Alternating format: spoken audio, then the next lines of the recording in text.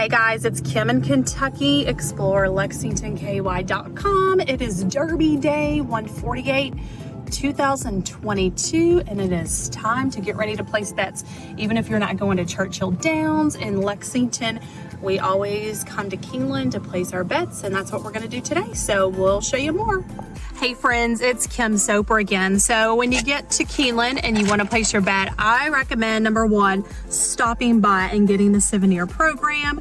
That way we'll be able to look at the horses, look at odds. Obviously odds currently change, you know, those change all the time based on who's betting on who, but at least you can get this program, have a nice souvenir, but most importantly, learn a little bit about the horses, their pedigree, their sire lines, the owners. Is that horse from Kentucky? Is it from somewhere else? I love betting on Kentucky horses, of course, because I'm a Kentuckian, so that's always fun, but we'll give you some more tips. So just hang tight, keep watching, and I hope you have a fun day. Bye-bye. So now we've got the list. So just to kind of recap, Epicenter, I think that's the favorite in the Derby. Summer Tomorrow, I like that. I haven't had a chance myself to look at these, but I'm going to look. I think that Tapia over here, Mike Smith is going to be on that horse. So I know, Mom, we always love Mike Smith.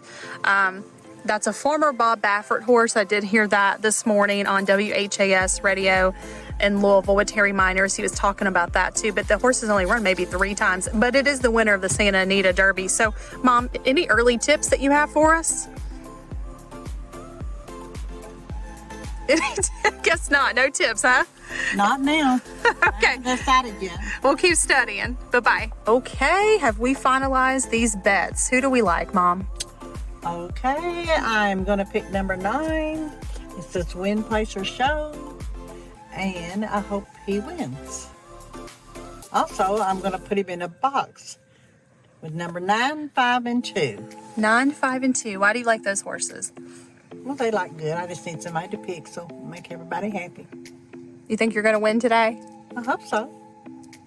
Okay, well, what do they say here in Kentucky? What's our famous saying? We're off to the races, right? Right, off to the races, right. All right, have fun, guys. Enjoy your Derby day.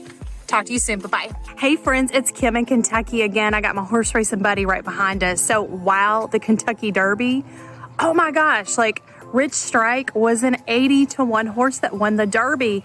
Obviously, my mom and I didn't win on that horse, but what an incredible run it was. I don't know if you had a chance to go back and look at that footage that NBC posted with that aerial view, and just to watch how quick Rich Strike was moving through traffic almost toward the back of the field and moving so quick. It seemed like all within 15 to 20 seconds.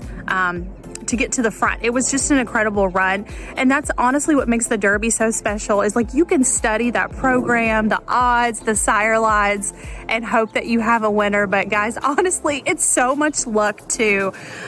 You just never know what's gonna happen, and they say that's the biggest upset since 1913. What an incredible day. We're all still on cloud 9. Rich Strike was born and raised in Lexington. He was bred by Calumet Farm here in Lexington, not far from Keeneland Race Track. And then he pretty much grew up off Russell Cave Road, not far from where I grew up. So I definitely have a special connection, just like feeling like, oh, he's like from my old neighborhood. But just a great run. And the stories that are coming out, just how humble it seems like the trainer and the owner are, and they're just like, we didn't know, we hoped, you know. It's always the dream to win the Derby. And I love the stories about Jerry Dixon Jr. That's the groom for Rich Strike. They just seem like they have an incredible bond. I'm sure you saw, like, right after the race, like, Rich Strike was kind of feisty. He was high-strung a little bit. I mean, obviously, rightly so. He just won a huge race. He still seemed like he wanted to run. And then the crowd is going crazy. So much noise. And it seems like once Jerry got back to Rich Strike, like, he immediately just calmed down in Jerry's presence.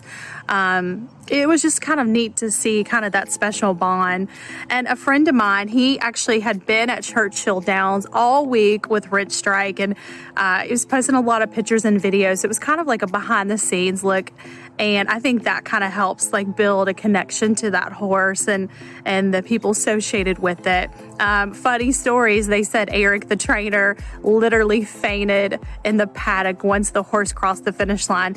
I'm sure I would faint too if my horse won the Derby. Just a surreal moment. So we're super excited about it. Hopefully he does well in the Preakness and the Belmont. But for some reason, even if he don't win those races, he still has a piece of our heart here in Lexington. I hope you enjoyed the Derby. It's just always so much fun.